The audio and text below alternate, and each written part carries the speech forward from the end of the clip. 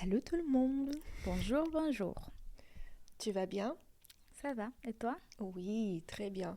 J'ai une petite question Dis-moi. de suite. Depuis notre dernier épisode sur Narcisse et Oedipe, est-ce que tu as commencé à identifier un peu ces petits complexes Tellement, tellement. À chaque fois, je vois des trucs. Et pas seulement, enfin, pas seulement dans les gens autour, mais dans les films, dans les histoires. À chaque fois que je lis, je me dis, à lui, narcisse, 100%.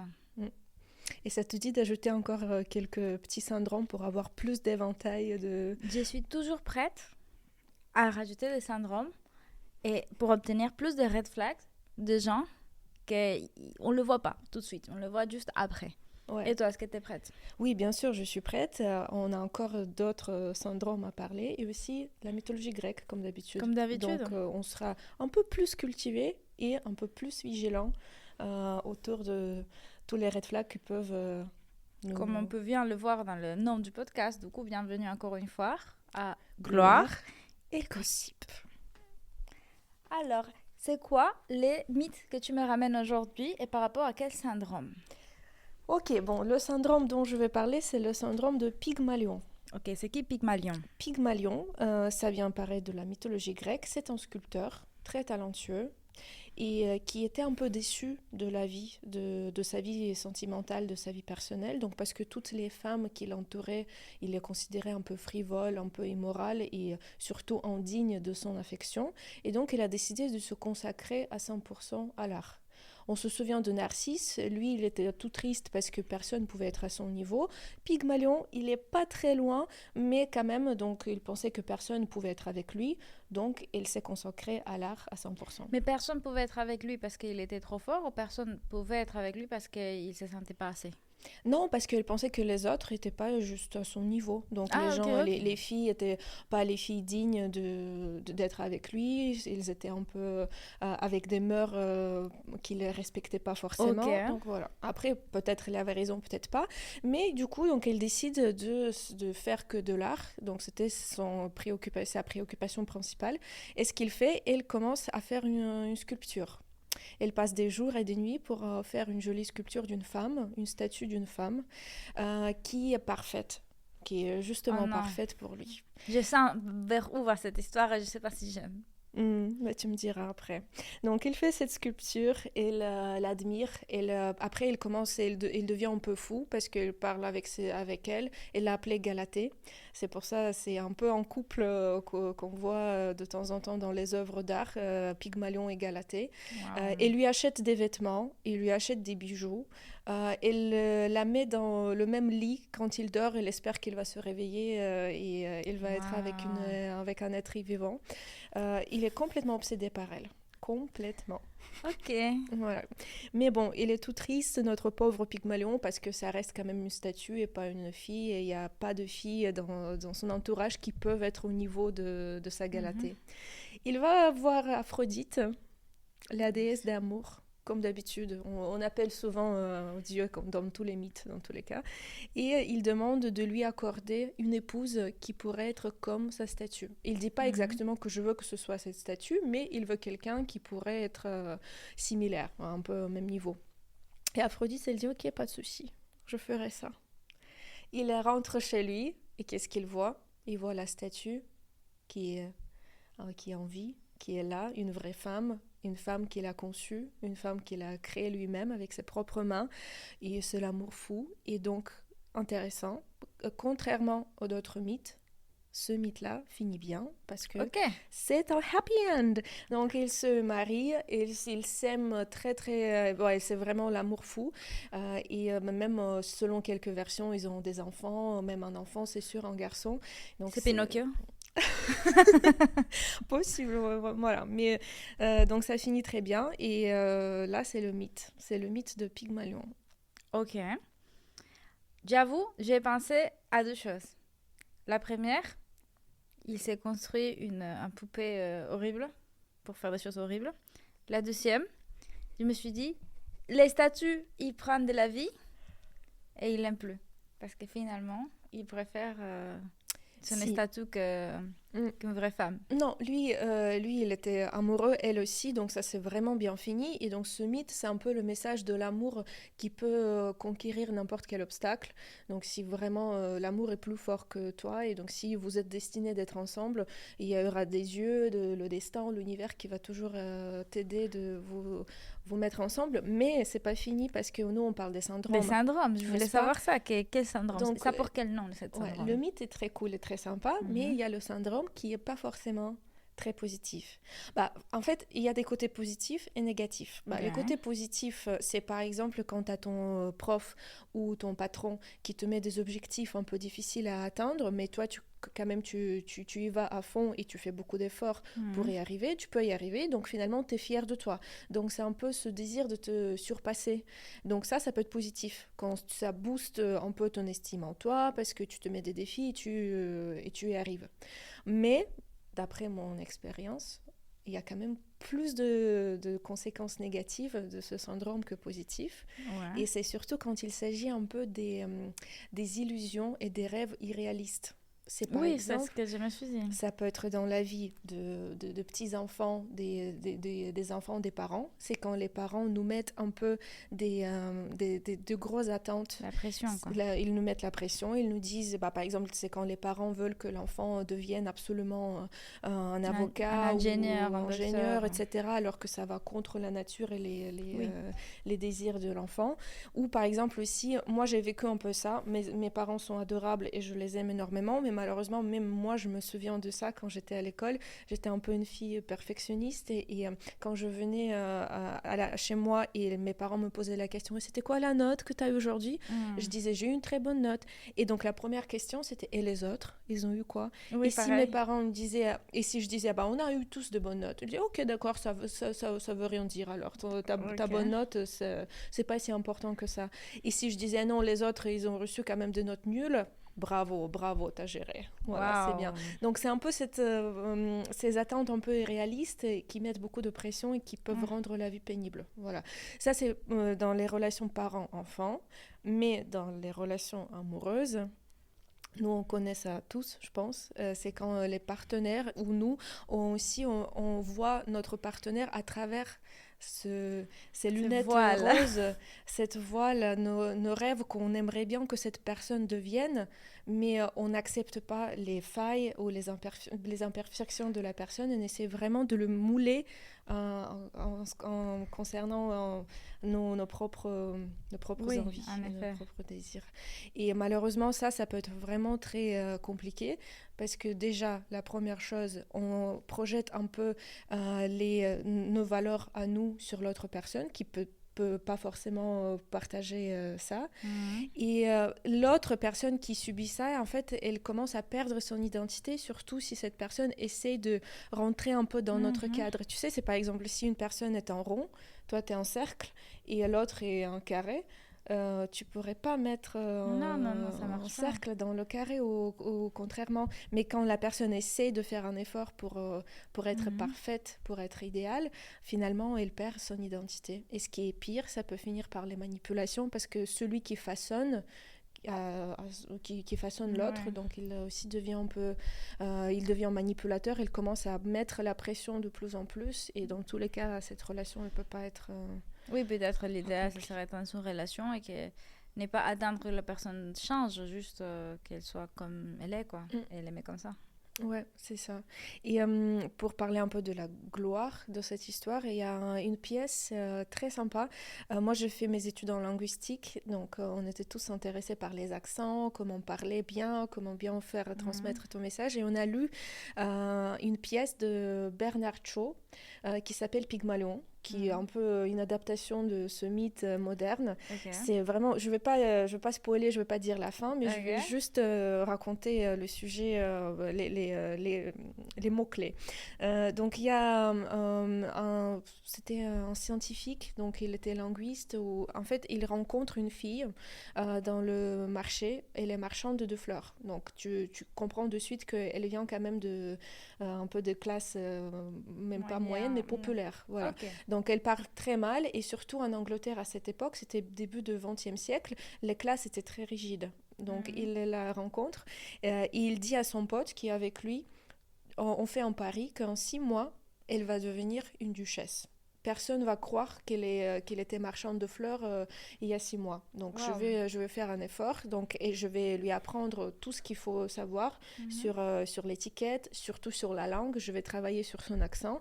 Et donc, elle va vraiment monter l'échelle sociale. Et donc, il réussit.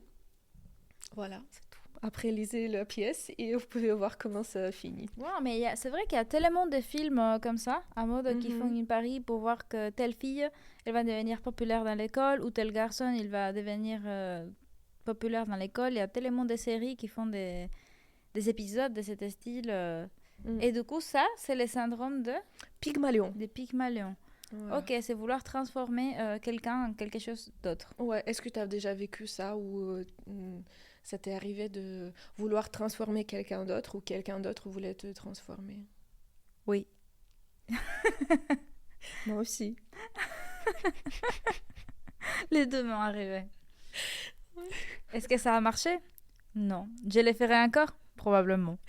Voilà, mais bon, au moins on est au courant, on est vigilant. Oui, non, il faut rester vigilant. C'est vrai que... Enfin, moi, j'étais des deux côtés.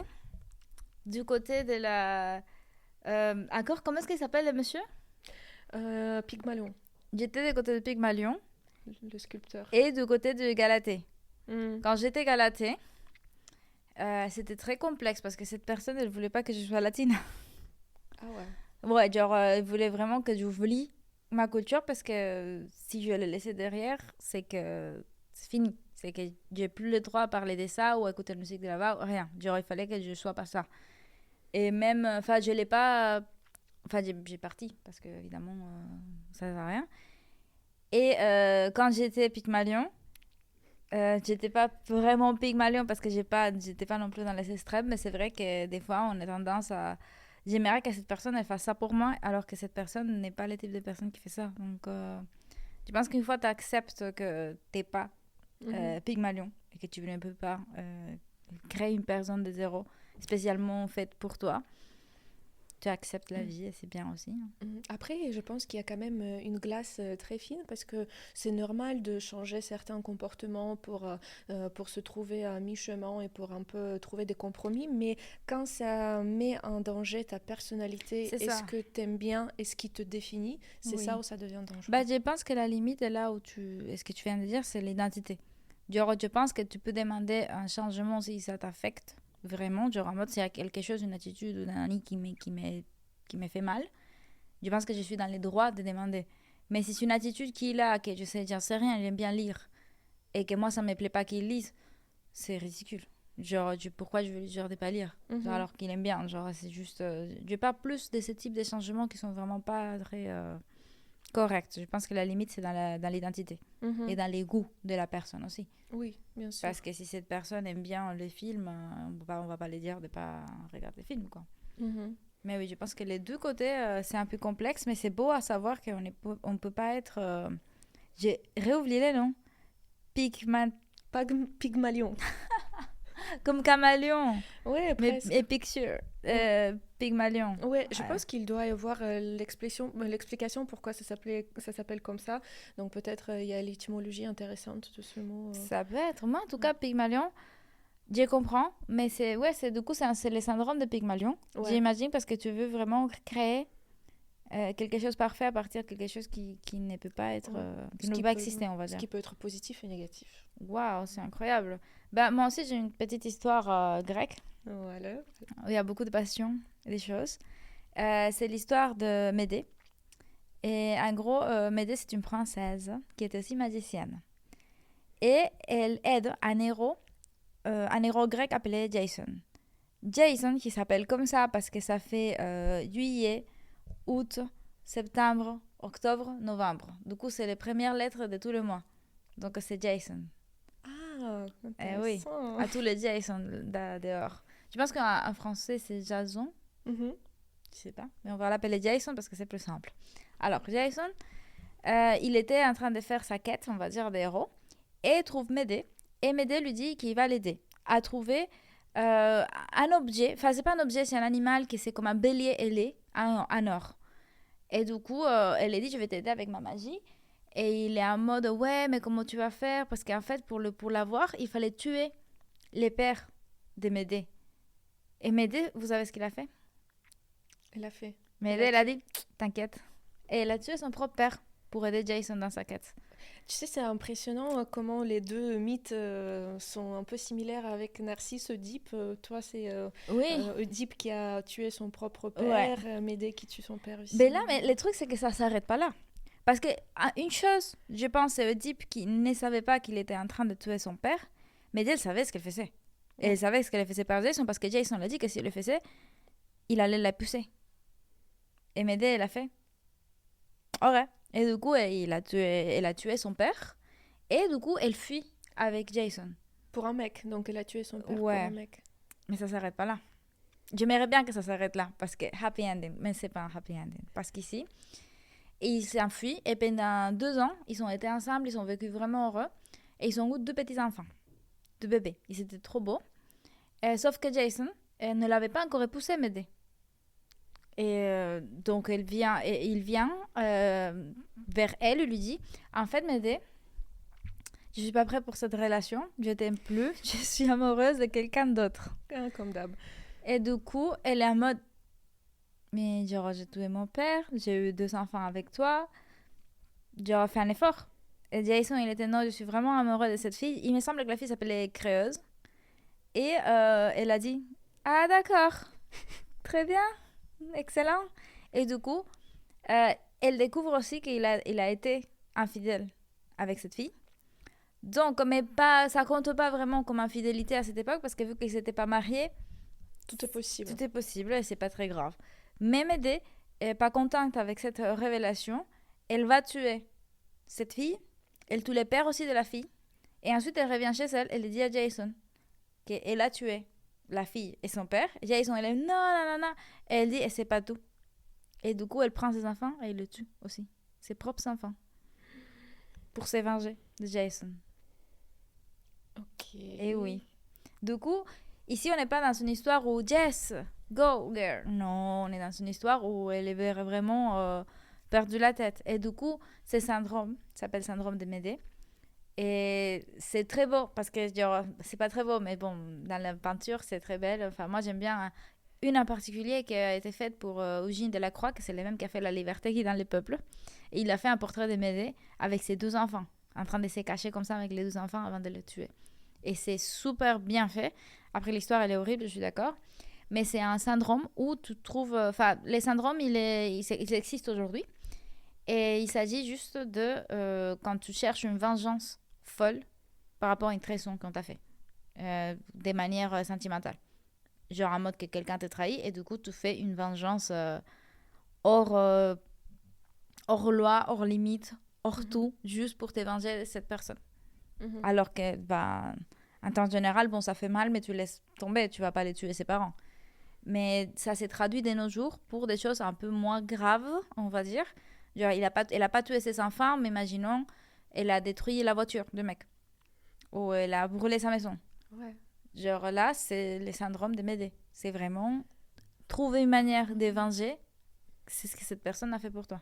Oui, même tu sais, c'est même quand les gens se séparent et après il y a des gens qui commencent à faire de petits comportements pas dignes, tu sais, soit cracher sur l'autre, parler mal derrière son dos. C'est pas comme le crime où tu tues des enfants ou des nouvelles copines, mais quand même c'est. Mais quand même, c'est assez fort. C'est pareil que je sais pas.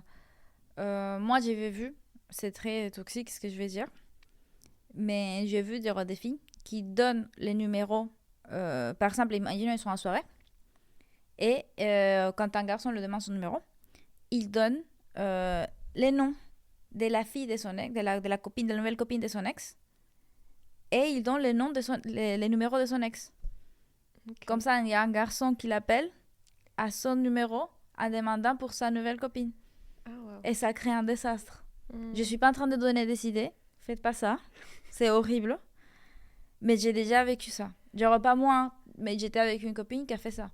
Ouais. Ou j'étais avec des gens qui ont fait des trucs aussi assez particuliers. Genre, balancer tous les vêtements de son copain par la fenêtre. Des choses qu'on dirait que ça se voit que dans les films, mais dans la vraie vie, Mm. j'ai vu des trucs. Ouais. Après, ça dépend du comportement. Peut-être pour certaines personnes, c'est un moyen en fait de faire sortir la colère et de. Alors oui, mais je trouve que, je sais pas, c'est pas digne, on va dire. Ouais, tout à Moi, fait. de mon côté, s'il y a quelqu'un, enfin, ça m'est déjà arrivé, hein, on m'a fait des choses qui sont pas cool, comme à tout le monde. Je n'ai jamais cherché la vengeance. Bien Hein. sûr. Les destins, il va s'en charger toute seule. Ouais. J'ai rien à faire. C'est ça. Et c'est pas par hasard que ça s'appelle le syndrome, c'est quelque chose peut-être à voir avec un psy. Mhm. Parce que si cette personne vous énerve autant, peut-être c'est parce que vous Oui, n'avez pas tourné la page, donc c'est quelque chose à mais c'est ça, travailler. c'est sentir cette besoin absolu de te venger Mhm. de ton partenaire, de ton ex-partenaire, pour quelque chose. Pour prouver quoi que ce soit Oui, aussi. pour prouver, mais aussi parce que tu sens Pour que. lui faire mal. Alors, les trucs, c'est que dans les mythes des Médée, il y a une injustice. Et c'est que vraiment, comme elle n'est pas mariée, enfin, elle avait aucun droit à rien. Donc, même si lui, il partait avec, avec sa nouvelle meuf, elle allait être toute seule avec ses enfants. Est-ce que ça veut dire qu'il faut absolument se marier? Dans l'époque, tu penses que oui. À cette époque de nos jours, je ne crois pas parce que vu qu'une femme, elle peut travailler et maintenir ses enfants, c'est même deux fois. Je me dis des fois, maintenant, les femmes, j'imagine qu'elles tombent enceintes et ils pensent et tout. Ah bon, maintenant, je m'en vais parce que je vais pas élever mon enfant avec cet homme fou, quoi. Mm. Et c'est plus simple. Mais avant, c'est vrai que t'avais vraiment pas le choix parce qu'on pouvait t'abandonner à tout moment et t'avais pas manière de prouver que ces enfants lui appartiennent, que toi, tu es avec lui, que la maison est à toi. Genre, il y avait pas moyen de. Enfin, on n'a pas les détails, en tout cas comptables, de cette couple. Mais c'est vrai que c'est un peu chaud, quoi. Je n'aurais pas tué mes enfants, je n'aurais pas allé jusqu'à là. Peut-être pas non plus sa copine, ni les pères de sa copine, ni mon propre père. Mais je comprends qu'il y a des gens qui ont besoin de se venger d'une certaine manière pour pouvoir fermer les cycles. Après, pour moi, souvent les gens qui me disent non, mais j'ai besoin de parler avec lui pendant 40 minutes pour pouvoir fermer ces cycles, comprendre bien ce que je n'arrive pas à empathiser avec ce type de situation parce que je n'ai pas ça. Genre, moi, imaginons que j'ai un copain et il m'a trompé. Et je n'ai pas besoin de parler avec lui pour comprendre pourquoi il m'a trompé, s'il m'aime vraiment, qu'est-ce qu'il ressent. Je rien à Surtout lui foutre. faire une leçon. Non, non, Donc mais j'ai rien dès à qu'il foutre. a fait, au revoir, Il l'a fait. ciao. Et Je voilà. n'ai pas besoin de preuves. La preuve dont j'ai besoin pour savoir qu'il m'aime pas et fermer mon cycle, c'est qu'il m'a trompé et qu'il est parti et qu'il est méchant, c'est tout. Je n'ai pas besoin de rien. Voilà. Donc, c'est vraiment un syndrome avec lequel je ne m'identifie pas, mais que je connais tellement de gens qui l'ont que des fois ça devient. Alors, de mon côté, ça n'a jamais devenu dangereux, mais je vois que c'est chaud. Genre, moi, j'ai eu un ex quand j'étais petit qui a fait n'importe quoi. Et c'était un truc. C'était bête, on avait 15 ans, un truc comme ça. On n'est même pas. Enfin, je sais pas, on s'est embrassé 2 fois. Et le mec, il s'est vengé de moi parce que je lui ai dit que je voulais plus être avec lui. Et il a essayé de faire une vengeance géante dans mon lycée. Et j'étais en mode, d'accord. Et tout le monde l'ignorait parce que, bon, vu qu'on était un groupe d'amis assez grand, personne ne le croyait, personne Mm. était vraiment de son côté, quoi. Mais c'était. Après, pour les ados, on peut les comprendre, mais quand c'est les adultes. Mais c'est ça les problèmes. Genre, je sais pas si t'as vu ce film Gone Girl. Si, bien sûr. Bah, ça, c'est le syndrome des Médée pur et dur. Hein. C'est Mhm. elle en train de se venger de son copain d'une manière démesurée. Affreuse, ouais. Démesurée. Et c'est ça, là, il y a syndrome minimal. Je dirais comme vouloir changer ton copain dans les cas des Pygmalion. Pygmalion. Ah, j'ai. Là, c'est bon. Ça rentre. Ouais. Et ça y est, c'est à vie. C'est parce que j'ai dit picture et j'ai dit caméléon. Pygmalion. Voilà. Il est artiste, ça T'as marche. trouvé tes mots-clés, ouais. C'est bon. Mémoire technique. J'ai dit que bon, il y a des petites choses dans lesquelles on peut s'identifier. Mais être Pygmalion à vouloir créer une peinture ou une sculpture et vouloir qu'il revienne à la vie parce que c'est la perfection. Et c'est pire quand il y en a deux. D'abord, tu veux créer cette perfection, et après, quand tu vois que cette perfection n'existe pas, tu te venges. Là, c'est double syndrome. T'imagines? Ah, c'est le double syndrome. J'ai une question. Si j'ai lu un livre et je tombe amoureuse du personnage principal, est-ce que j'ai le syndrome de Pygmalion?